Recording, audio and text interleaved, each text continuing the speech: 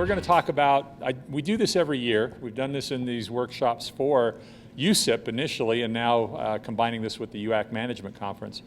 An update of what's happened in the state legislature with regard to planning and land use issues. How many of you are planning commissioners? A few of you. How many of you are elected officials? Okay, a few of you. And what are the rest of you? Are you all staff? Staff? How many of you are staff? Yeah, most of you, okay. Well, that's all right. That's at least gives me an idea. Any of you attorneys? Oh, darn, okay. I'll have to be nice. Careful what you say. Yeah, now we really do. Well, let's talk about the 2016 session at the legislature, which was really kind of different in a lot of ways, but for land use in particular, because different from what's happened in, like, say, the last 10 years. Any of you who've been involved in land use issues at the legislature and with what we've been doing are familiar that there was a big eruption about land use issues back in about 2005 and 2006, and the whole state code regarding land use was rewritten at that time.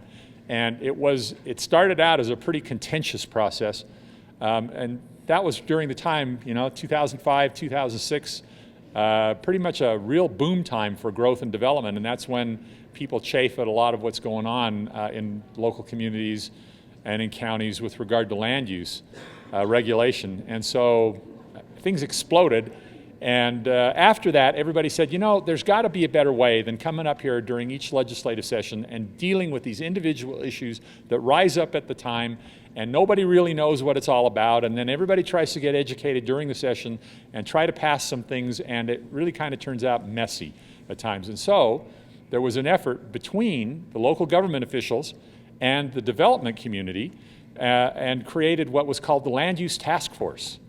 And the League of Cities and Towns really kind of sponsored that. But at the time I was at Davis County, and there were some other county folks. We were also involved in that and definitely wanted to be involved in that.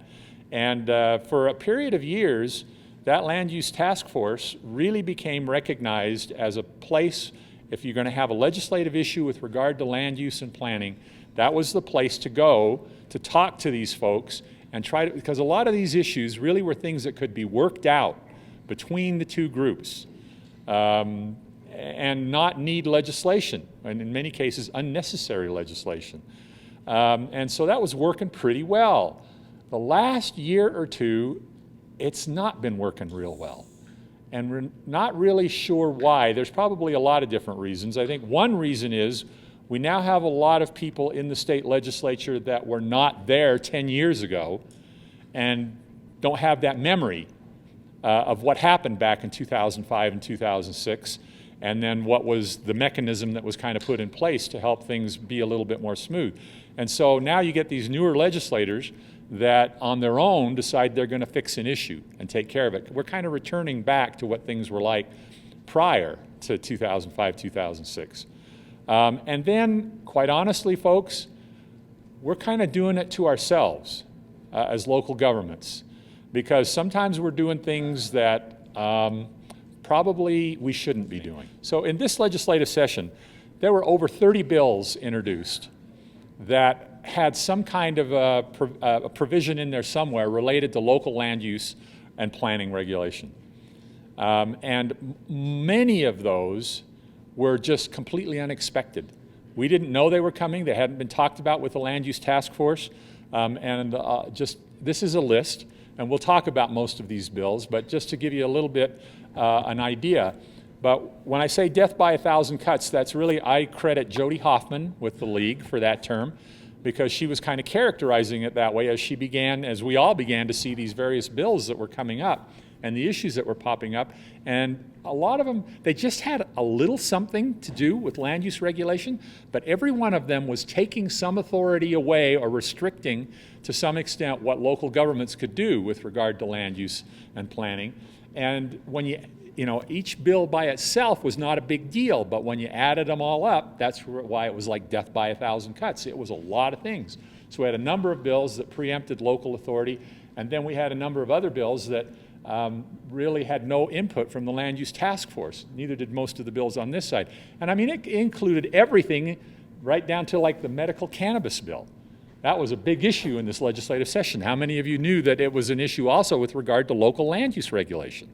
Because what that bill would have done, in addition to all the other things that you heard so much about on the news, it would have prohibited local governments from being able to regulate where cannabis production facilities could be located, which would have basically said, go wherever you want.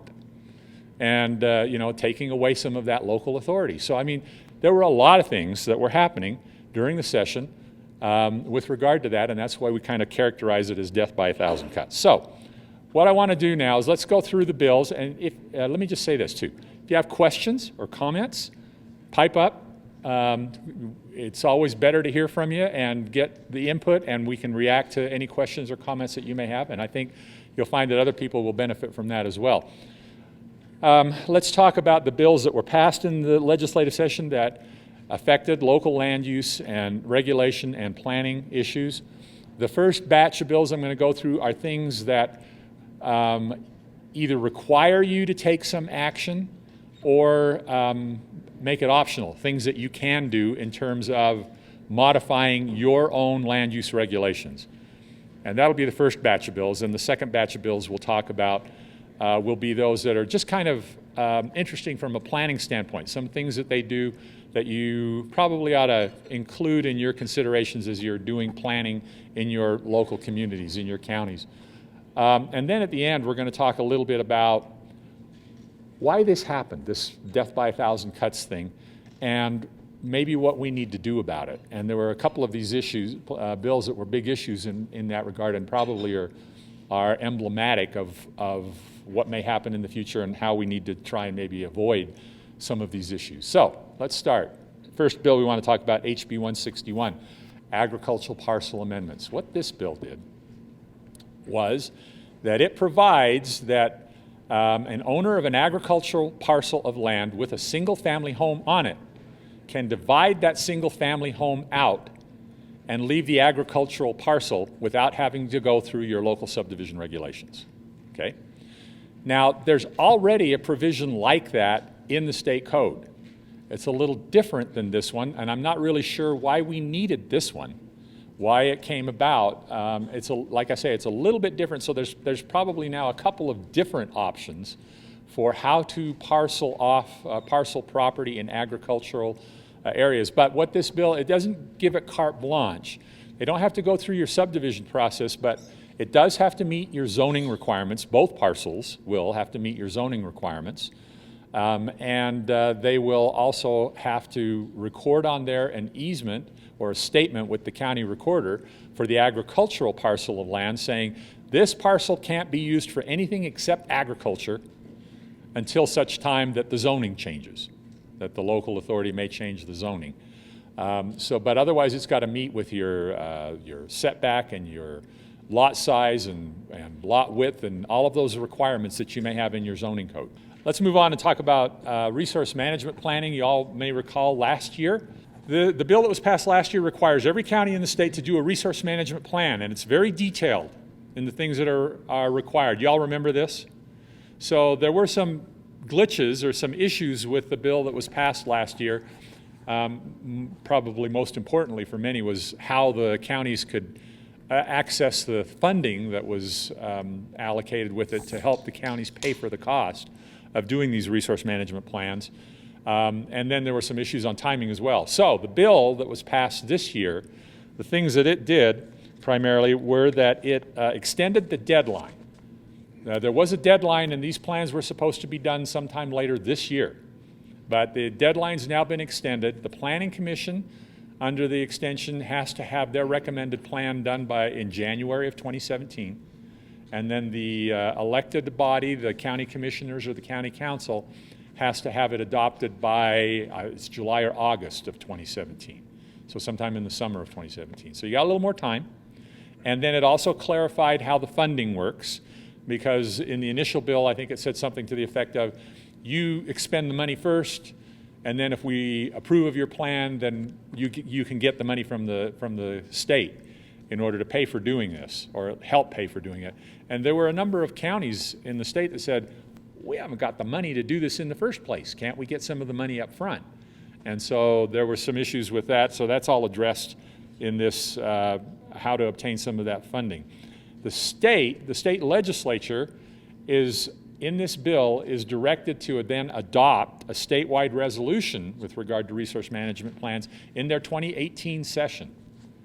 And it's supposed to be based on all of these resource management plans that are done in each of the counties. So they're looking for those plans to be done, and then in their 2018 session, they'll do a resolution. This all, relates to the public lands issues that you've heard about, and were a pretty big issue in the legislature this year and continue to be an issue as we move into this year's election season.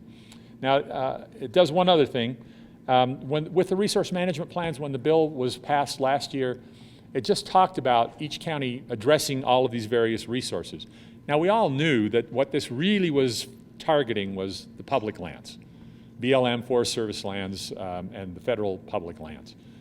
But it didn't specifically say that, and so kind of the word was, well, this is something you should be doing for your county anyway and doing as part of your general planning.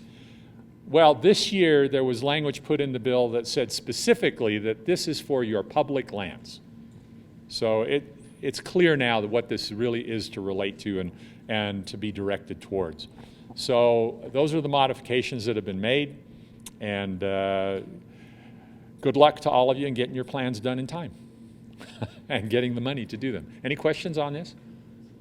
There's quite an effort ongoing at the state to help the counties get the resources and the information and just some assistance in how to go about this. Some of the counties, I think, are pretty advanced in doing this. Some counties, for those of us along the Wasatch Front, this is a little tougher issue, particularly in Salt Lake County, because as I was just talking with somebody before, I think like in Sanpete County or Wayne County or some of the other counties in the southern part of the state, there's pretty good agreement on what people would like to see happen with those public lands, or at least a pretty good understanding of the kinds of things. The public lands that we have in Salt Lake County are all primarily in the Wasatch Mountains, Forest Service land, Wasatch National Forest. And if you all haven't been following in the news what's been going on, like with Mountain Accord and so on, there is not good agreement here as to what ought to happen with those public lands. And so to think we're going to come to any kind of a resolution easily on what this resource management plan should say, I'll talk to you about a bridge in Brooklyn sometime that I'd like to sell you. So, any other questions about these resource management plans? All right, let's go on. HB 223, local historic districts. Now, most people think I don't have to care about this because this was really aimed at Salt Lake City, and it was. It's true that this was aimed at Salt Lake City. And so what it does is it puts some restrictions in place with regard to how local historic districts are created. It actually requires, in order to even consider the creation of a new local historic district, the bill now requires that you have to have a petition signed by one-third of the property owners, 33% of the property owners within that district.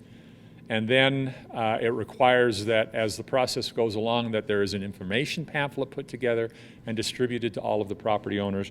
And then in the end, that there has to be 50%. So you have to take a vote. You have to do a ballot of all of the property owners in the proposed district.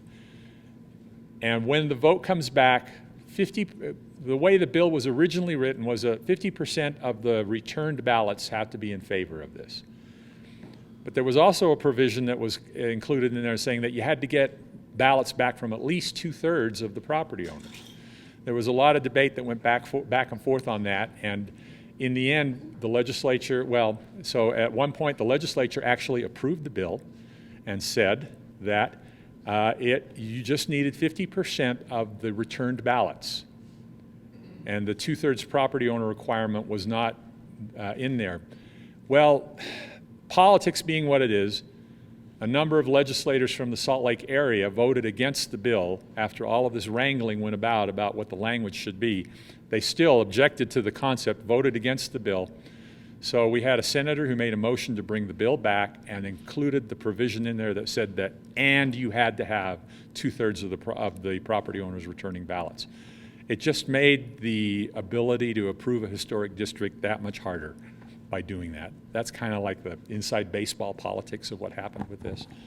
But most of you are probably going, I don't care, we're never going to have a historic district. And that's probably true. But this applies, to all historic districts around the state, whatever community has or would like to do these. The fear, I think, that many of us have is they did this for historic districts because it was controversial. What other kinds of things are you doing in land use that may be controversial? House Bill 316, this is the building code review and adoption. This was also kind of an issue that you may have heard a little bit about during the legislative session. This dealt with how frequently the International Building Code that is state adopted, how frequently it is updated. And as we know, that code is being updated and modified all the time.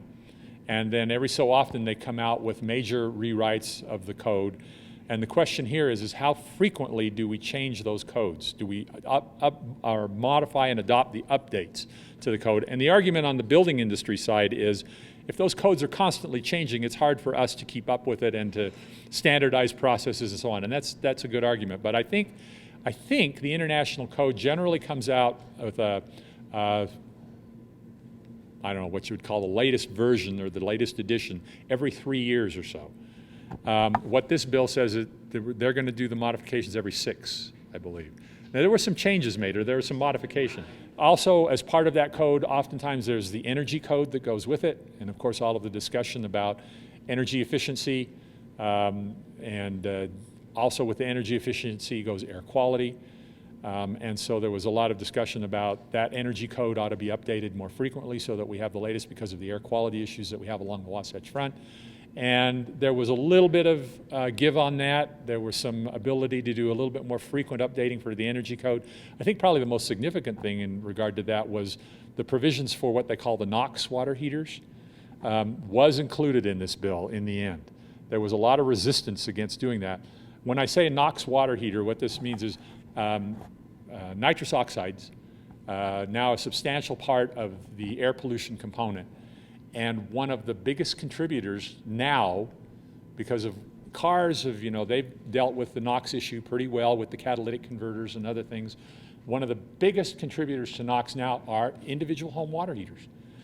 A single home water heater doesn't generate a lot, but when you add them all up, kind of like the death by 1,000 cuts thing, when you add them all up, it's fairly significant. So there are now water heaters that are being made that are what they call low NOx. They have a process in them whereby they deal with that nitrous oxide that's created from that burning pilot light and then the gas that's created when the water heater kicks on. It's a little more expensive, anywhere from $50 to $100 more for the water heater from what I understand. And so there were some objections based on that. But in the end, I think the air quality proponents and the public in general said this is probably a good idea. And homes are not required to have it immediately, but when they do replace water heaters, then under this new code, they will be required to have a low NOx water heater. School building coordination, this has been an issue that's been ongoing for a number of years. Several years ago, the schools were successful in getting themselves exempted out of a lot of local land use regulation. Not all, but a lot of requirements in local land use regulation. Including where schools can generally be located. You can't really regulate that through your zoning. They're allowed to go in just about any zone. And there's some good reasons for that because of the issues with regard to costs of schools and the need for education and all of the things. But there's been an ongoing kind of a tension between communities and the school districts over the coordination over what they can do and what they should do.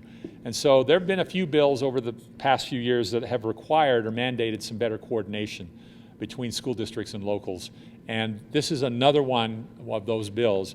What this basically says that before a school district acquires a site or before they begin construction, they have to notify the local government, they have to notify UDOT, and they have to notify the major utilities, so that you just at least have an idea of what's coming.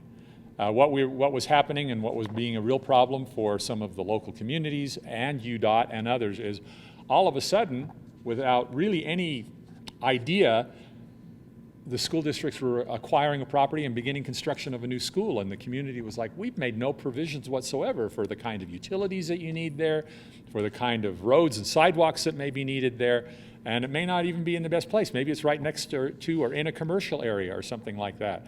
So in this case, it still doesn't require that they have to comply with your zoning, but they do have to notify you prior to them acquiring those properties or beginning construction.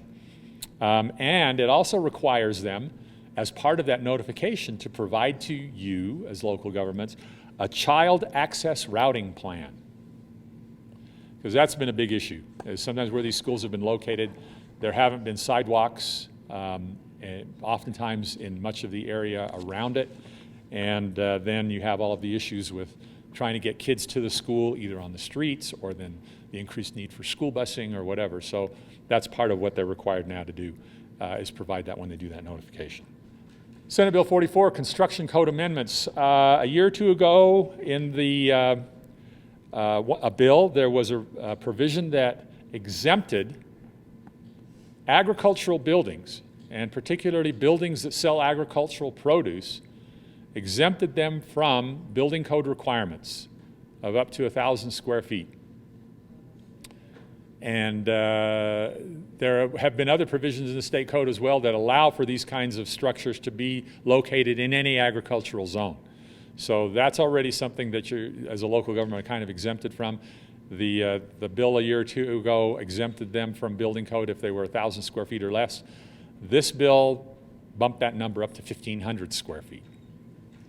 That's all it did. And again, it must have been an issue where somebody, wanted a little bit bigger building and they didn't want to have to go through the building code. So found a sponsor and got it through. Senate Bill 151, Community Development and Renewal Agency Act revisions. If any of you have a redevelopment authority or an agency and make use of those provisions, this particular act pretty much rewrote all of the provisions for redevelopment. So I don't know how many of you have that. Probably most of the counties don't.